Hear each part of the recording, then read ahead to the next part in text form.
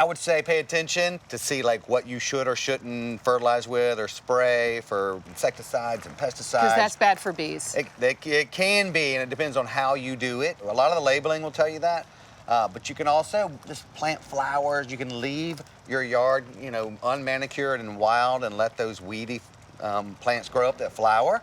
And all those different pollens from the different species of flowers will help the bee population. Okay, good to know. Well, let's get set up for our assembly while the burgers cook. What do you think? Okay.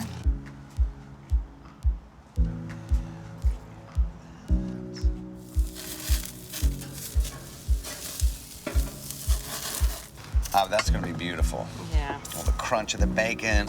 Oh, those look good. Oh, they're ready. Okay, Oh, yeah, what's okay. the next step? Okay, so now we get to top them with some bacon. Okay. And some cheese. These are going to be so good. These are sort of decadent.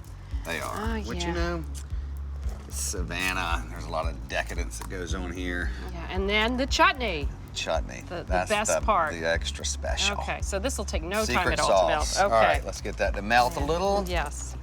All right, so I toasted these buns earlier. Let's just get them set up. Okay. So each one's gonna get topped with a burger and then our chutney, and it's just gonna be a happy thing. Oh, let's just do 3. There we go. Okay. So the honeybees are still here. I They're think they loving the honey. approve. I think they approve of what we're making. I mean, you know, isn't that a good sign? They only eat honey and actually pollen. So Yeah. Well, so that's why but they're loving our peach chutney. All right. So let's get those burgers on here. They are ready. Okay. Perfect. All right, so now the pièce de résistance, the peach chutney. Okay, Here we go. the Lone Ranger over here. I'll help melt the rest of that Yeah. cheese on there. I think it is time to eat. I do too. Yeah. So, you know what? I've got a couple of beers in a cooler here. Oh, you're my best So friend. just All can't righty have then. hamburgers Oh, this without is beer. like, whoa, this is the Dagwood. We have to lean over. I mean, it's huge. Oh, oh. All right. What do you think? Wow. You know, I had my doubts about honey and burgers, but I don't anymore. This is pretty It fantastic. is delicious. We may have pushed it a little bit, cooking with honey next to the beehives, but it's still fun, right? Hey, we're having a party. It's a bee party. Yeah. We're hanging out. We're making a statement. Yeah.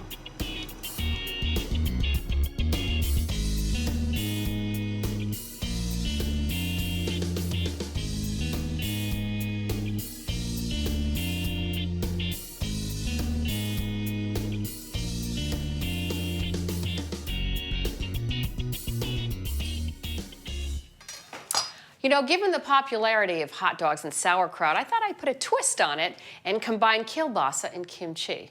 So I tried it on my family, they absolutely loved it, and now it's become my new classic sandwich. So let's get started. This is not a traditional kimchi, you know, the Korean pickle that takes days to make. This is my very quick kimchi. We start with Napa cabbage, and this is about a pound. I'm cutting off the end.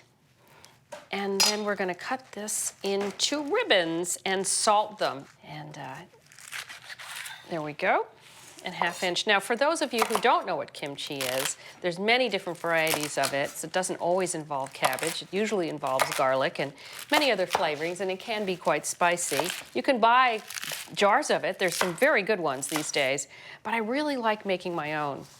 So I'm looking for about 4 cups. I think that's about 2 cups I've got there. It does take about 2 hours to cure, but that's nothing compared to the many days that the real deal takes. Okay. So, like any other pickle, there's salt involved. We've got 1/3 cup of kosher salt here, and we just toss that in and stir it up, toss it around, and then you leave it for 2 hours. And let me show you what it looks like. You're just going to be astonished because, as we all know, salt pulls out liquid. So let me show you. See this? Isn't this extraordinary? It's just before and after. Okay, this is after 2 hours. There's a lot of liquid in the bottom. So what I'm going to do now is rinse this and get the excess salt out in cold water.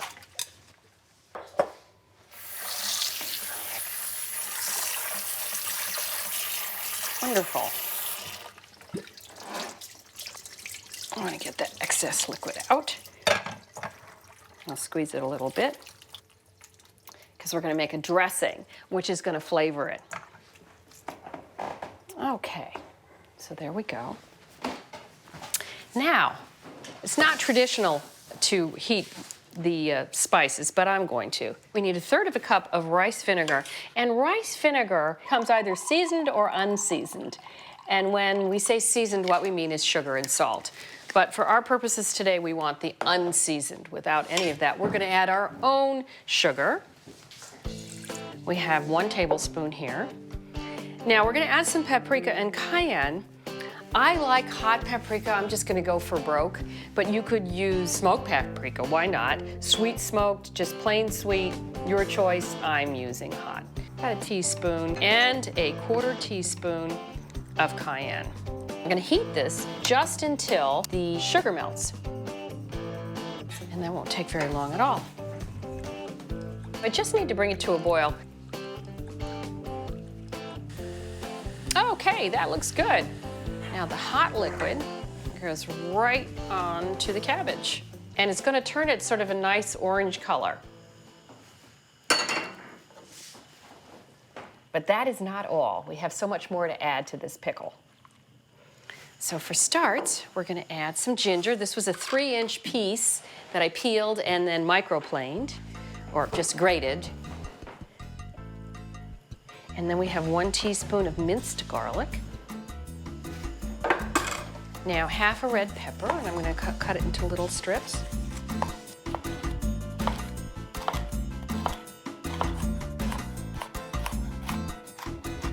So this is a very pretty pickle because we got the little red bits in there. And 3 sliced scallions. Give it a nice little kick.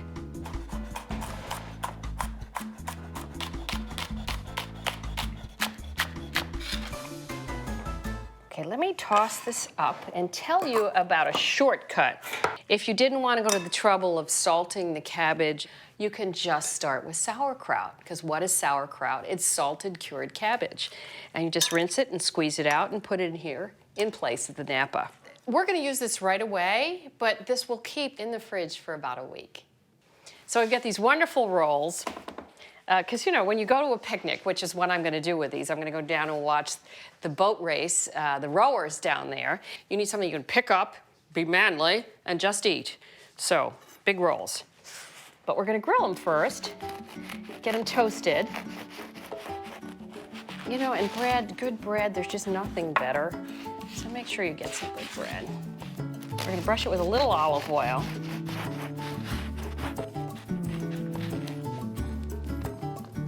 We're using olive oil. You could use vegetable oil.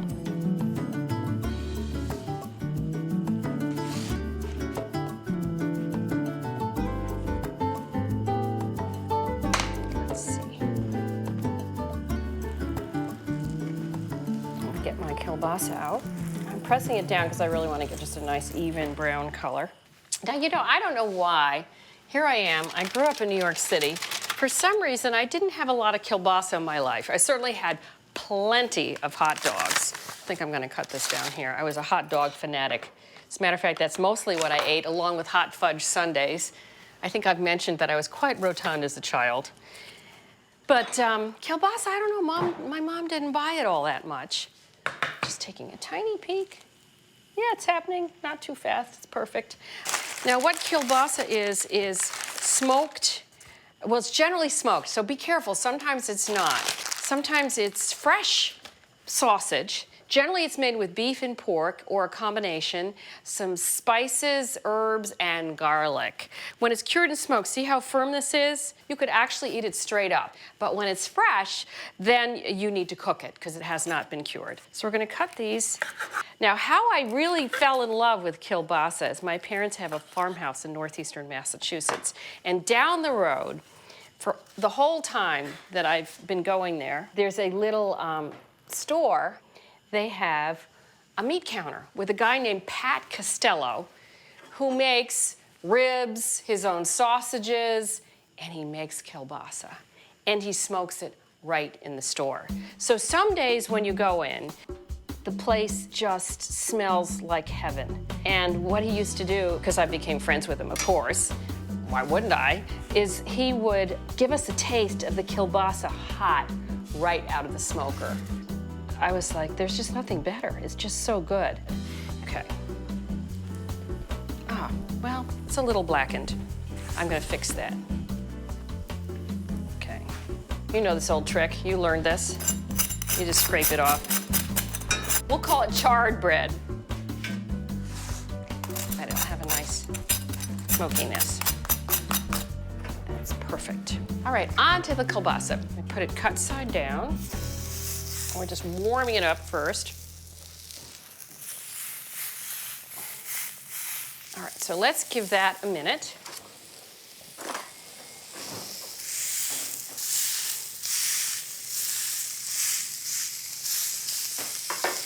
I'm gonna move these down because I'm gonna use this to help me to not only heat this up, but also when we get the cheese on, we're gonna melt it under this. We're pretending we have a grill with a lid. You could do this outside. It would be great on a grill. And here's our cheddar cheese. Just take a minute.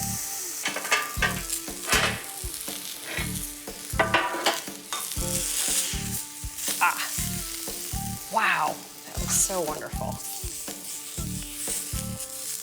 So, kimchi.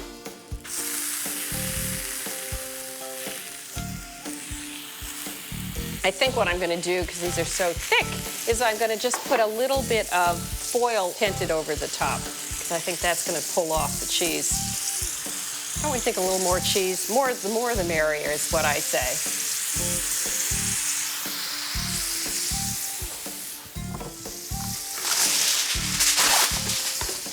You have to get creative in the kitchen. You don't always have every gadget you ever wanted. I'm gonna clear the decks down here. I'm gonna wrap up my sandwiches in just a minute because the race has probably already started without me, and I'm meeting my friend Jane down there. I got some cold beers and everything. Oh, this back guy is nicely melted. Whoa, that is one big, big, big sandwich. Get it all wrapped up in here. And what's gonna happen is it's gonna continue to melt because the bread is still a little hot. There we go.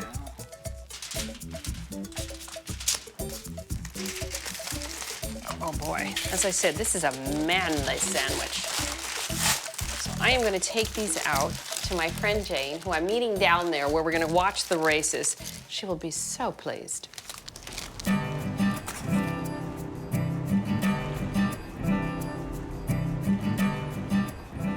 Hey, Jane! Did I miss anything? Ooh, I like the way you think. I brought us a picnic. Hey, great. What have I wow, missed? that's beautiful. What a lovely basket. know. What you got in there? Well, let's see. The boats are coming and they're doing really well. Oh, thank you. Yum. It's kielbasa Yeah, with perfect. kimchi and melted cheddar. See, it's What is warm. that? You Yeah, know. yeah, that looks great. Yeah. All right. Oh, you are fun. You can take on like hot dog and sauerkraut. But That's really good. kielbasa. Yeah. That's really good.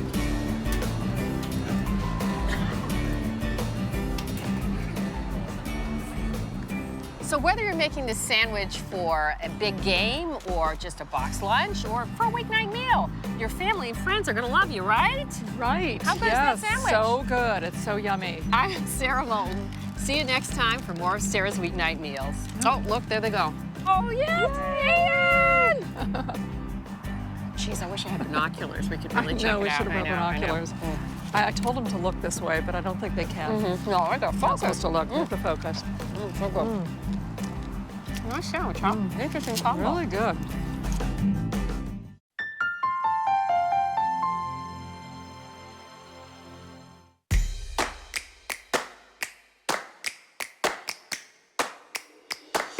America loves chicken.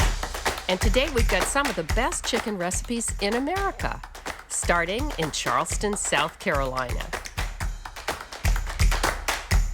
Why do people flock to That's where the magic comes from. It's because the secret's out. Martha Lou's Kitchen makes some of the tastiest fried chicken in the country. We'll fry her unbelievably crispy chicken and make a soul food side dish that her customers love, steamy cabbage and ham. White chicken chili is such a different take on chili, which I think of as red and beef and tomatoey. This is a whole different thing. But boy, is it good. It's just so quick and easy. Saltimbocca literally means jump in the mouth. It's a dish that's made in my favorite Italian restaurants, which consists of veal, fresh sage, and prosciutto, and usually in a marsala sauce. And I thought, well, for a weeknight meal, why not do it with chicken? Why not?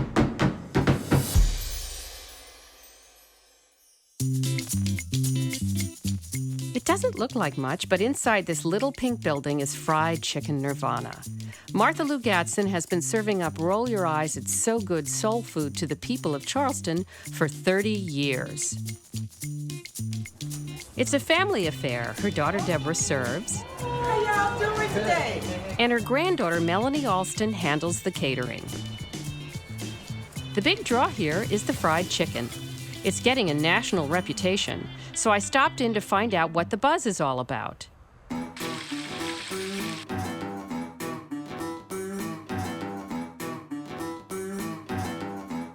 I want to know where the chicken recipe comes from. So the chicken recipe actually comes from Martha Lou's mother. So your great-grandmother. My great-grandmother. Okay. Yes. And what do you think makes it so special? The spices. So you use a famous spice. It's available nationally. It is. But we have to also give a homemade recipe. So you got sugar, salt, paprika, turmeric. I thought that was an interesting one. Yeah. Probably gives it color. Onion powder, garlic powder, of Correct. course, and cornstarch. Right. Fascinating. All right, so you're going to tell me how much of each one of these we want. Okay. And you don't measure this, you eyeball this. We just eyeball it. Oh boy, I hope you're paying attention then. This is the sort of thing when people are trying to make recipes I know it. from their grandmother, and she's like, yeah, just that much. Yeah, and you're you like, just how gotta much? shake. You're like, no, that much. Yeah. Okay, so ready? Right. Okay, say when. Oh, when? We're now adding garlic salt. Garlic salt, right. Okay. You say when again. Okay. Looks good. When? Oh, when? Okay. Right. Oh, I'm a natural. Yeah. Woof. I'm Pretty figuring good it at out. this stuff, I aren't you, am. chef? I am a chef, yes. Okay, and then pepper. There's some heat in this. Yeah. Just a little bit of pepper. All right, that's enough. Okay, good. Okay, And so looks now good. I can stir that up. Okay, so we got our spice mix. Now, you marinate the chicken overnight, right? Overnight, So correct. should we get our chicken marinating? I know you've already got a Sure. swap, but we'll get the... So we're going to do both white meat and dark meat. And what I can't believe is you cook this stuff to order. To order every day. So somebody orders fried chicken, and then they Cook start... it to order, and it's fresh out of the fryer. Yeah, fresh out of the fryer. Fresh out So of the fryer. Okay, so what you're gonna do is take, and you'll do it. Yeah, okay. Mix it around like that. But you want to coat all sides of it. You do. I noticed you're getting under the bones Yes. a little bit. You want to kind of rub it in there. This is like brining. Yeah. Yeah, it is, because yes. it's like a dry brine, we call Yes. it. Because you got salt in there. Yes. So the salt is not only going to season it, but it's going to pull in all the other seasonings, and it's going to also make it much juicier. Correct. Wow. But you've been doing this for generations. Forever. Yeah. She's been open for like 32 years now. So now we take some wrap, and you're just gonna wrap this up like so. And then you're gonna put it in the refrigerator overnight. So 24 hours? 24 hours. And that's where all the brining magic Oh happens. yeah, that's where the magic comes from. And we have some already marinated that's been in the refrigerator for 24 hours. Okay. We're gonna take a bowl of water, and then you're gonna add just maybe like a tablespoon of milk. Once again, I do 3/4, so Yeah, we're gonna do like. the And you don't want to add too much milk because it'll make your oil smoky. Oh, so you just want okay. to add just like maybe a little dash of it. Okay. It gives it that extra crunch, that crispiness, and it keeps it nice and moist. So we have some self-rising flour Self-rising flour. Now tell me why that. because it's like it gives it that nice crunchy and So it's got baking powder in it. Right. So the idea is that it leavens when it hits the hot oil. Right. Brilliant. And you don't have to mix it yourself. It's You don't already have to mixed. mix, it's already done. Okay. So what we do is we dip the chicken. We put it in the flour. Get nice. And then we dip it in the milk.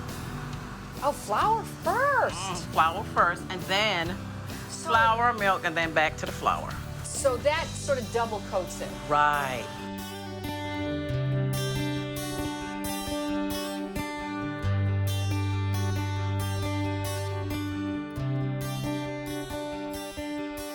Okay, so now it's time to fry. So we'll take time this to over. fry.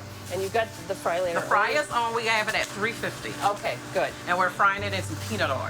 Okay, peanut oil, which Peanut has oil a is very high smoke point, so it doesn't Right, catch fire. right. Okay, good. All right, so let's go on over there. Okay. The dark meat, we're going to cook that for 20 minutes, and Yeah. then the white meat is 15 minutes. Okay. All right, here we go. I just want to say one thing really important. You notice how she put that in there? She didn't hold it up here and drop it in. Just put it right next to the oil. Right. Yeah, because you don't want to be wearing it. Yeah, you want to keep it as close to the grease as possible. Not everybody has one of these at home. Right. How would you do this at home? Well, I love a turkey fryer. Oh, turkey fryer. Of course, I she has love a it. turkey. Do I Yeah, have a turkey it's the fryer? No, I best. don't have a turkey. Yeah. So a stock pot? Yes. it So is. maybe with about like that much oil? Yeah, you want to, yeah. And use correct. a deep fat thermometer. With a turkey fryer, you have that built Right, in. correct. But I would use a deep, and 350. 350. So while that's cooking, maybe we can make the cabbage. Yeah, Okay, sounds great to all me. right. So what do you want me to do? I want you to cut the onion. Let's start off with cutting Slice the onion. it or chop it? Slice it. Okay. Okay, about half an onion? Yes, half an onion. Okay, and you're gonna And I'm going to do some peppers.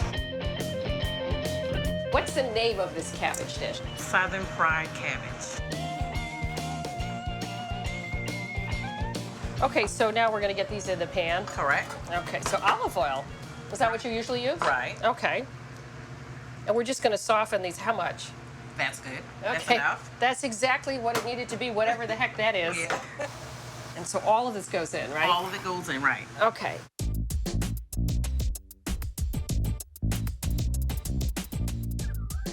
So we're gonna cover this? We're going to cover it. Okay, you know, it's funny, what we used to call that in cooking school is sweating it. We're All gonna sweat right. them. All right. Appropriate. Okay, now Right. what are we gonna do with the cabbage? You're gonna show me. We're going to shred the cabbage, A whole head, huh? the whole head.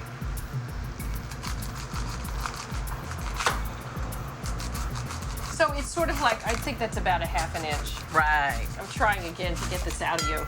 Because you're an intuitive cook. Yeah, I'm Okay, just- let me just grab this Yeah. over here. Nothing by the book. I'm a cook and not a chef. Well, you know, Julia Childs said she was a cook and not a chef. Yeah, trained all by my grandma. Yeah, but that's the best way. Yeah. All right, so now does this have to cook for a while before we add that, or that can go in now? That can go in now. Okay, so. All right. So this all really melts down, It doesn't does. it? It does. What else do we need to add? The ham? We need to add the ham. So now we're going to add some red wine vinegar. Okay, you're gonna say when. Okay. The famous when. All right. The very precise Let me when. Keep my eye on you. All right, when. Okay. Then we're going to add some sugar, like 2 Just teaspoons. 2 teaspoons. Yes, Oh, okay. yes, yeah. And then we're going to do salt and pepper. When. Okay, good. All right, and Now- then we're going to cover it. So I'm gonna put the lid on, and then this is gonna cook down, you promised me. I promise. Okay, and how long is that gonna take? About 10 minutes. All right, so we can go check the chicken.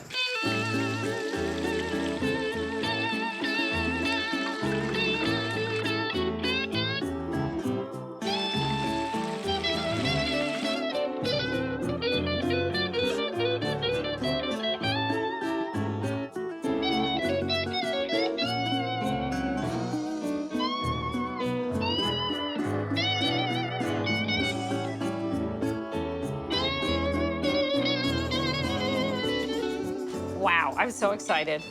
This has crust for days. yes. I'm just gonna have to pick it up. That's all there is to it, you know. I bet it's good. Okay. I'm gonna just dig on into this cabbage. Is that the self-rising flour that gives it that crunch? It's the self-rising flour and the milk. Oh, Deborah! How y'all doing? Thank you so much. Oh, you're welcome. So, I come to join y'all too. right, so while we've been cooking, you've been busy cooking. You do all the Yes, cooking for this place, don't you? Oh, yes, ma'am, I sure do. Oh, God. Well, I'm glad you're sitting down with us for a minute. Ladies, I just want to say thank you so much. And for you all out there, you got to come here to Charleston, South Carolina and go to Martha Lou's because this is the best fried chicken on the planet. All right. Yeah. Whoa. Thank you.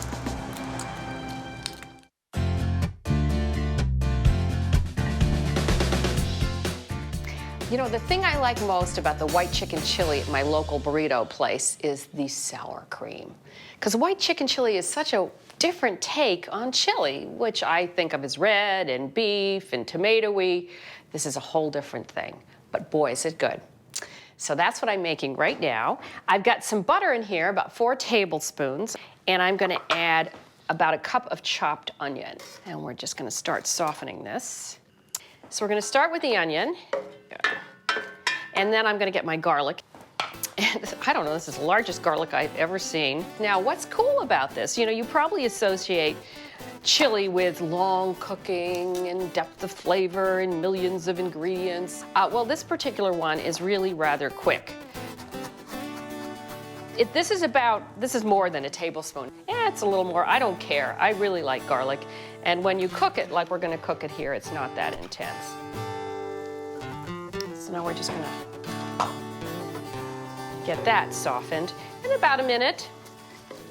So I'm gonna go over there and get a 1/4 cup of flour because we have to thicken this because I'm adding the sour cream. And sour cream is not high enough in fat that you can boil it. There's only a few dairy products that you can boil that won't curdle. One of them is heavy cream and the other one is creme fraiche. Anything else doesn't have a high enough butterfat content to boil. It'll just split. So we have to stabilize our sour cream with some flour. And I'm just gonna take this right over like this. So what I do is for every tablespoon of flour, I cook it at least a minute when I first put it in, and then at least a minute later on when I simmer it. If we cook it enough, it won't taste floury. The general ratio is for every tablespoon of fat, a tablespoon of flour. And actually it was the reverse here. I knew I wanted to add 4 tablespoons of flour, so I made sure I started with 4 tablespoons of butter. Here go the spices. I'm gonna add a tablespoon of cumin, which is classic for chili. And then we're gonna add a tablespoon of chili powder. And finally, I'm gonna add a little cayenne, about 1/4 teaspoon. And let the flour cook and let the spices bloom. Now, while that's happening, I'm gonna get my liquids together. So let's start with a cup of white wine, dry white wine. And you want a wine that you would drink also. I mean, what's the point of putting something in there that doesn't taste good? And you wanna whisk it to keep out the lumps. 2 cups of chicken broth.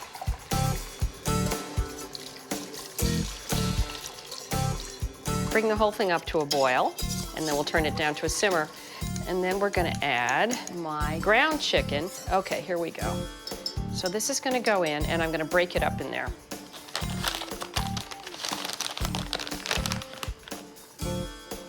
Okay, turn it down and break it up. Now, after I get it all broken up, it's gonna simmer in here till it's cooked through, and that's gonna be about 8 minutes.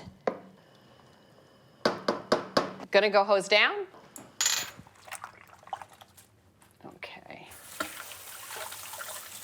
All right, so 2 cans of white beans. These are 15½ ounce, and I'm gonna drain them and rinse them very quickly.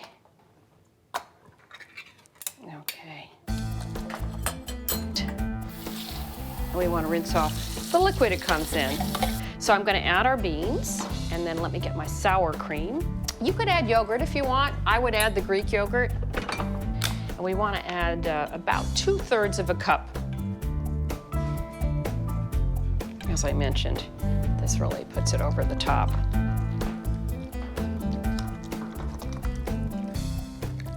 So we're gonna let this simmer away.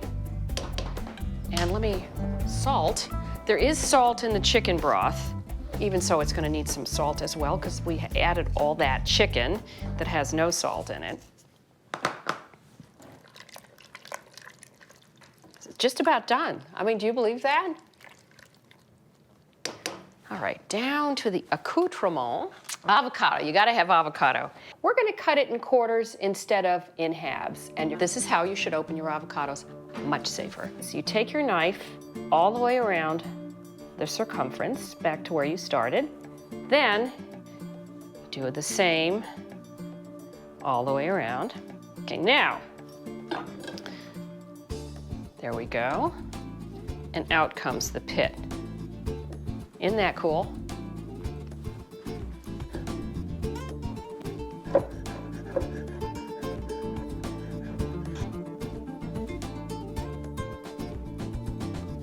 Now for a little cheese.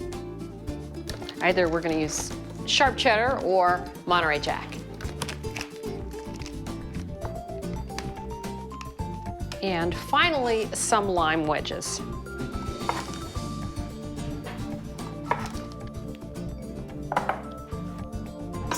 Let me set one up for me and Buddy. Boy, doesn't that look just fantastic?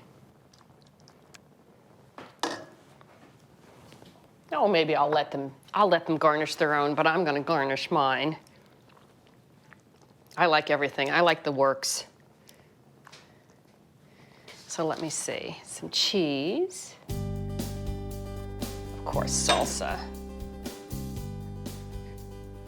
And avocado. All right, there you go.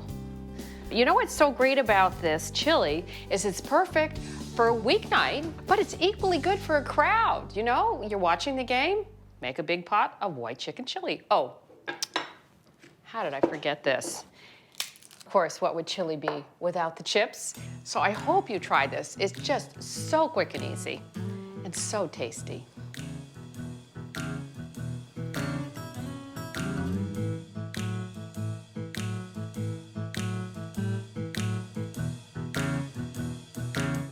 Saltimbocca literally means jump in the mouth. It's a dish that's made in my favorite Italian restaurants, which consists of veal, fresh sage, and prosciutto, and usually in a marsala sauce. And I thought, well, for a weeknight meal, most people are probably not gonna reach for veal. It's just expensive and there's other issues with it. But everybody loves chicken, so why not do it with chicken?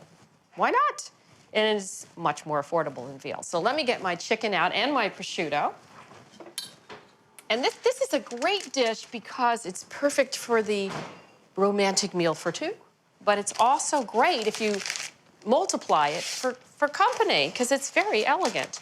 Okay, so here's our prosciutto di Parma. Prosciutto is really cured, salted, aged ham. So I've got 2 single chicken breasts, which is enough for 2 people. It's really great if you can get something called cutlets, which are even thinner to begin with, but cost a little more. These are the regular chicken breasts. I'm gonna pound them. That's the only problem here, although it's not a problem. Again, at the end of a bad day at the office, it's sort of fun to come home and pound away at something. So I'm gonna pound it in a resealable bag, and I do this with pork and all sorts of meat. And I'm just gonna add a little bit of water to the bag, which is a great trick, because when you pound the chicken, if there's water in there, it doesn't shred as much.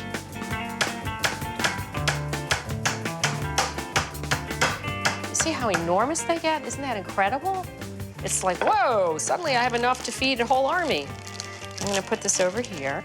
This is in that category of psychology of serving. Like, I know this is only probably about 6 ounces, not that much at all, probably less. But because it's been pounded out like this, it seems like so much more. Okay, now we've got our fresh sage. If you don't like sage, I just love it, and it's so perfectly Italian. You can use 3 leaves, 4 leaves per chicken breast, whatever you want. It is fairly strong, so keep that in mind. Just make sure you sort of spread it around. If you hate sage, and some people do, I love it. It's one of the 2 fresh herbs that always goes with chicken and turkey, and also in turkey stuffing, if you're trying to wrap your mind about what it might taste like. But if you hate it, and some people do, use basil. Basil would be great in this too. And my daughter Ruthie would probably prefer we use basil anyway. She's not a big sage lover, she just loves basil. You can leave the fat on, you really should. The Italians would leave the fat on. At this point, chill this, because when you go to cook it, it will stay together even better if you chill it. I gotta go wash my chicken fingers. I've set up a soapy bowl of water in here. I don't like to heat up a nonstick pan without oil in it. It's just a dangerous thing to do. Always make sure you have some oil in it when you heat it up, and don't heat it up too high. It's going in the fridge. And here we have some that we've already done. This is something you could prepare a day ahead of time. Let's say you decided you wanted to have a dinner party, or it's a romantic evening, so you want to have it all made ahead of time. You can take it up to this point a whole day ahead, and you know what? It might even taste better because it's going to pick up even more flavor from the sage. There we go. So we have this ready. I'm going to get a little bit of flour because we need to flour this before it goes into the pan. And I've set up my favorite situation when I'm flouring something, which is to put the flour in parchment in a pie plate. And I'm using a little more than I need. You only need about 1/3 of a cup. But let me season this first. I'm just going to season this side because the other side already has the prosciutto on it, which is really quite salty. Okay, here we go. We're going to flour this on both sides. At the last minute, you do not ever want to pre-flour a piece of meat or fish or anything because it will get gummy. I'm going to saute these just 2 minutes aside, and after that they'll be golden brown, and you're going to be able to see the sage right through the prosciutto.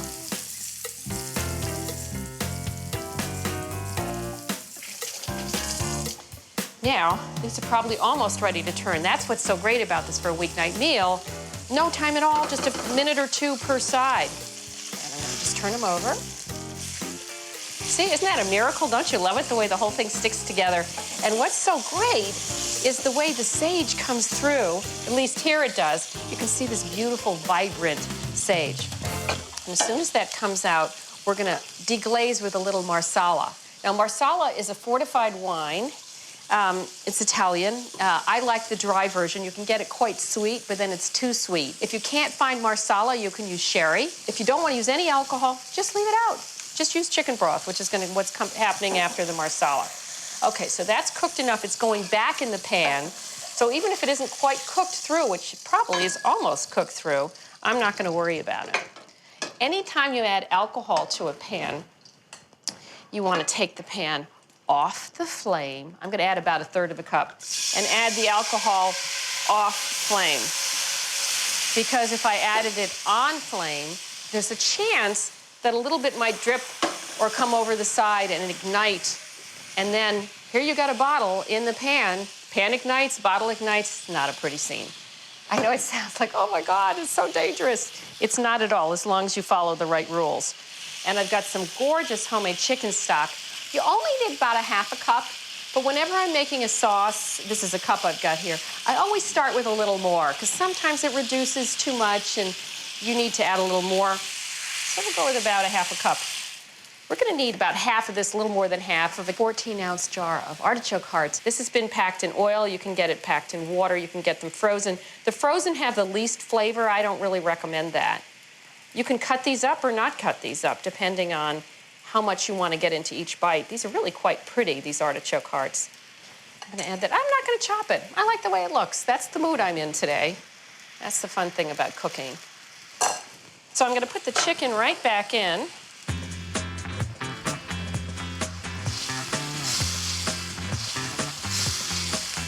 And now you're gonna see it's gonna thicken a little bit just from the flour that was still left on the chicken. And we're just about there. I'm gonna finish this with a little bit of butter. So first I'm gonna get the chicken on the plate.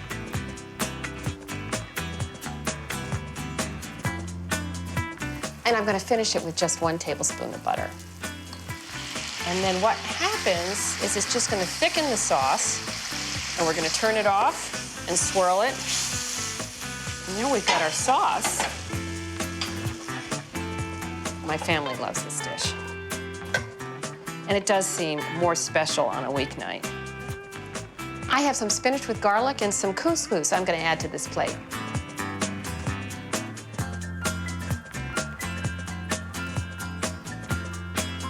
Chicken saltimbocca with artichoke sauce, an easy entree for two for any night of the week.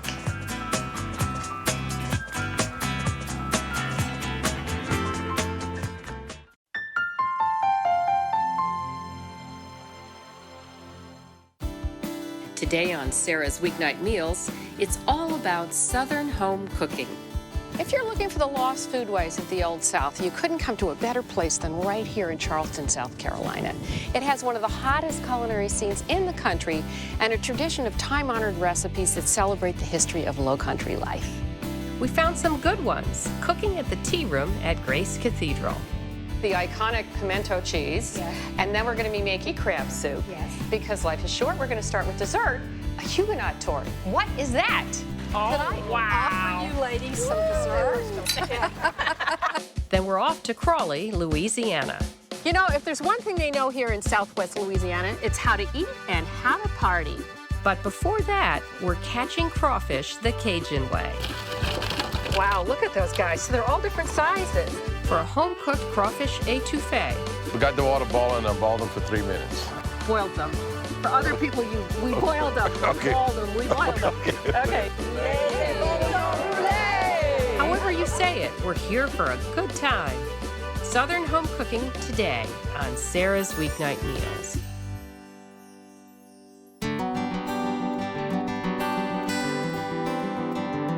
To many of us, Charleston, South Carolina is the soul of the Old South. It's easy to lose yourself wandering its gracious streets and gaslit alleys.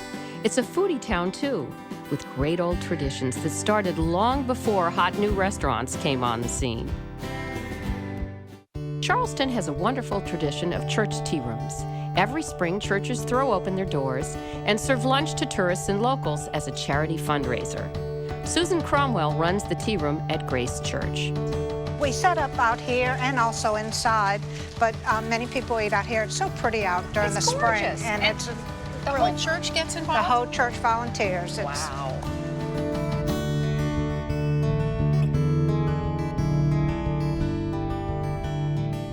So I'm really excited to be making these dishes. I've never made any of these. These are all Southern, right? Yes, yes. So we're starting with the iconic pimento cheese. Yes. And then we're going to be making crab soup. Yes. And actually, because life is short, we're going to start with dessert, a Huguenot tort. What is that? A Huguenot tart is a dessert that's really not a tart, but it's like a cake. This is what we're going to bake it in? Okay, and I'll butter it. You want me to break these Yes, eggs? if you'll break the eggs and whip them, I'll get started by buttering the pan. Okay, but how did it get its name, the Well, Huguenot? it's interesting because it comes from an Ozark pudding that was a Bess Truman recipe. Oh, that's Missouri, though. Yeah, That's so crazy. It is. And a woman here named it the Huguenot tart after the Huguenot tavern where she cooked desserts. Okay. So- Well, I'm gonna beat these, so that's gonna make a racket. Go ahead and beat that. And- I'll measure the, peel the apples and measure them while you're doing that. Okay. And chop the pecans. Okay, so we need a cup of each of those, I Yes. believe. Okay, here we go.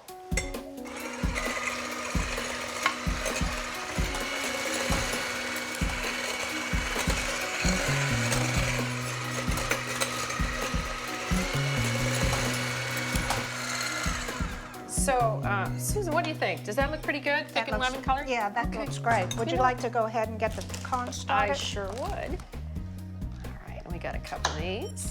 We have quite a few varieties of desserts each day, but the Huguenot tart seems to be one of the most popular.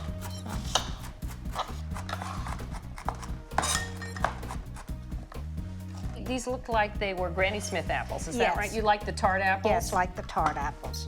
So, Okay, let me see. So sugar, we Yes. need about a cup and a cup half. and a half.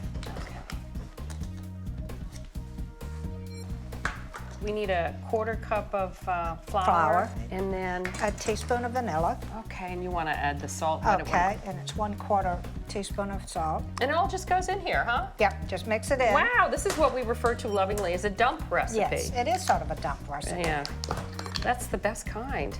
You need 2½ teaspoons of the baking powder, Okay. and then I would just mix it with the spatula. Okay, I got one right here. All right, and then this all goes in? Well, about a cup. All right, I think that should be enough. Then we just want to go ahead and place it in the pan. Okay. This is so funny, we're both left-handed. I know. How often does that happen? Not often. Well, You know, we're very creative. but you know, it's interesting. A lot of our helpers here in the kitchen are left-handed. So I think that's, cooks are. Yeah. You know? And interesting. I've never thought of that. Because we're so creative. That's right. Yes, we are. Okay, so now this goes into a... 325 oven for about 35 to 40 minutes. Okay, so let's go. I'll go pop ahead it and in. pop it in the oven.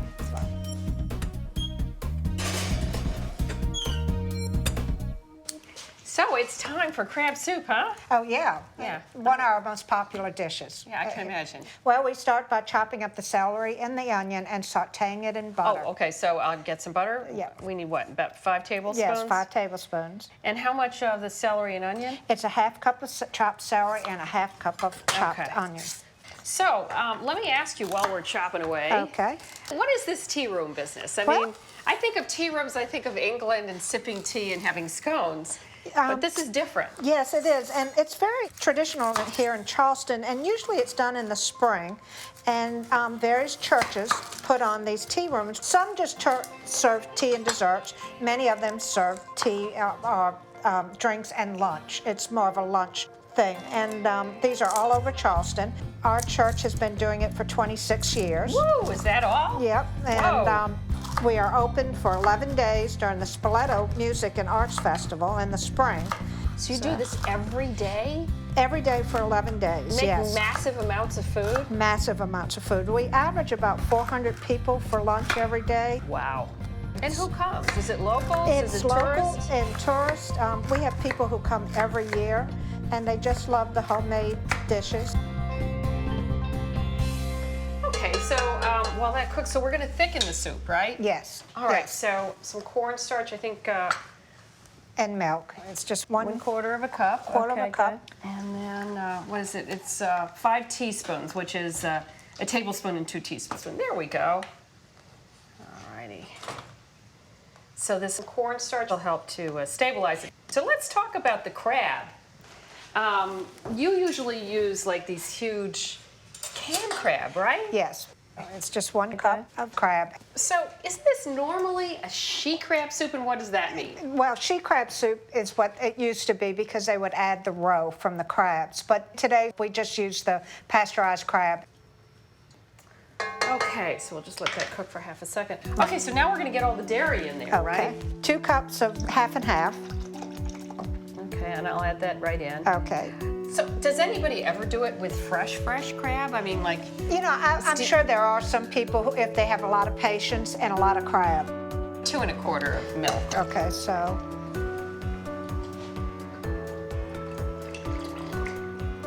A lot of dairy. Alrighty, so then I should add this now. yes, Okay. definitely add that. Not a full rolling No. boil. And you should whisk it in Cornstarch, and milk so it spills out. so it doesn't clump. And then we just let it cook. That's right. Turn this, turn it on low and let it just simmer for a while. All right, so should we season it? Yes, we can go ahead and we'll add the Worcestershire, Okay. Half a teaspoon? ½ a teaspoon of Worcestershire. All right, and then we've got, this is the traditional seafood seasoning Yes. that you all use Yes. down here. And it's that's a very important step. Most important ingredient, Yeah. yeah. The one that everybody uses in Yeah. the South. I did a heaping teaspoon. It's That's- supposed to be a teaspoon and a quarter. Add some salt and pepper. Yeah, we haven't added any salt to this No, yet. we haven't. And then some pepper. Okay. So it simmers for about 12 to 15 Yeah. minutes? And we're just letting it sort of all come together. Okay, so we have one more thing to make, the pimento cheese. Shall we Okay. get started Sure. on that? You want me to grate this cheese? Yes, please. This That would is be 8 great. ounces? 8 ounces of cheese. And what kind of cheese? You want to use a very sharp cheddar. Cheddar cheese, pimentos, and mayonnaise. It's that simple. That's simple. Yeah. So, but, All right. All right, this is a ½ a cup of pimentos. Okay. And what was I going to say? What if you, just for the heck of it, I know I'm being naughty again. And I already asked you about roasted red peppers. Supposing you had a couple of different kinds of leftover cheese in the fridge that you wanted to use up. I mean, I'm sure you could, but we just find that it's not best is just to use a really sharp cheddar. cheese. It holds up well, and it just makes a really good sandwich. Yeah. Okay. So now, how much mayonnaise? Well, it's just, we're going to start with 1/4 cup of mayonnaise and see how that works. You just want to add a good consistency to spread.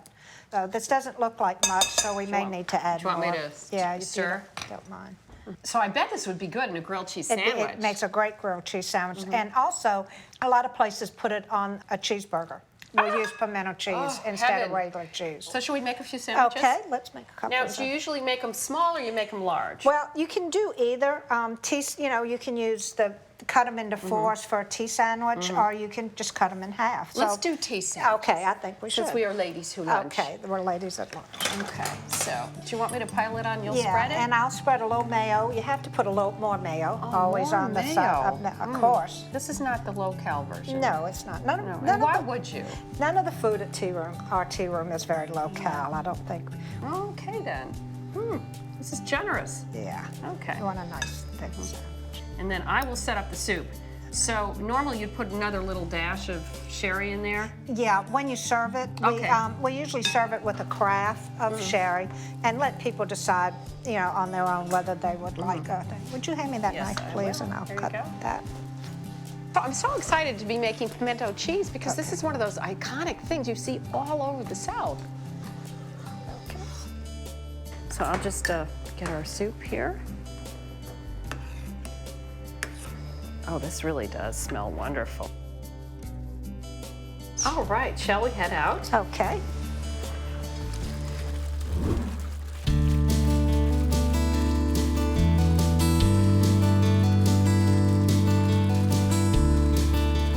So should we try one of our sandwiches? Everybody. Yummy. Oh, so good. I think the crab soup really turned out well. Oh, Could I offer you ladies some dessert? Isn't that one It is beautiful delicious. dessert? But I think I have to hold off. But why don't you grab one and join us? Okay. Yes, I like that idea. You twisted my arm. I will. Let's have a toast, ladies. Yes. Oops, and you can hold up. Yes. Here's a fork. Oh, thank you.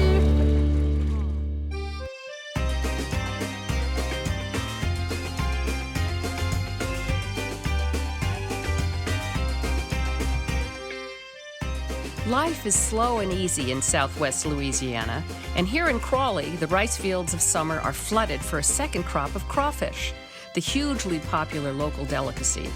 Randy Thibodeau is a third-generation farmer who took me on a crawfishing trip on his family farm. They were among the original Cajun settlers. Been here since the mid-1700s, and the reason why they came here because they were expelled or exiles from Nova Scotia because they didn't... Expelled? Yeah. Really? Yeah. Why? Because they didn't adhere to the rules of the Queen of England. Ah. So most of the French descendants around here all came from Nova Scotia. Nova Scotia. So they all spoke French when they came here. Yeah, they all spoke French when they came here. You're a real Cajun. And it takes Cajun ingenuity to catch crawfish. Locals use homemade flat-bottom boats with giant gears that literally push us across Randy's 10,000 acres. We do rice, soybeans, and crawfish, and everything is rotated every year, We harvested the rice in July and August, and now we're crawfishing it. How did you come up with the idea of rotating these crops? Basically, the crawfish was native to this area. And when we would drain our rice fields, we'd actually see them coming out of the rice field. We would try to catch what we could, but we just captured enough to have a party, but then eventually we found a way to... Oh, geez, let's make this into a regular crop. Yeah, let's encourage that.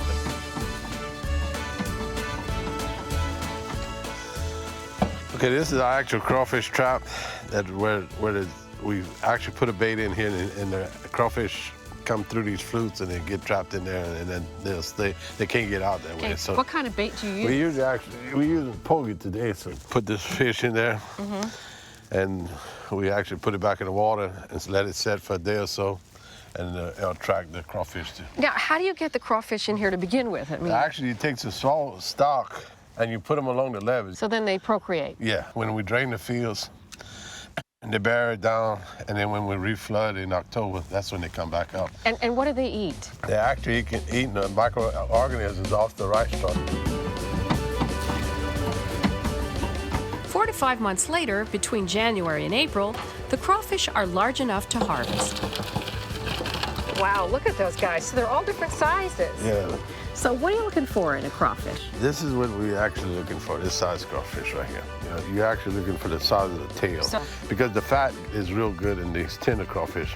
When the pinchers start getting big, they don't have quite as much fat. And how many do you end up harvesting total? We like to get up to about 700 pounds to the acre. The crawfish have another purpose, along with native ducks and geese: natural land conservation. The wildlife and the crawfish actually help us clean up these fields to start for a cleaner crop for the following year. Of rice. Of rice. They eat the weeds. They eat the weeds. All right, so we're going to actually cook these guys up, right? That's right. Make an etouffee this afternoon. All right, let's head back. We're off to make a hearty meal of crawfish etouffee, featuring Randy's family recipe.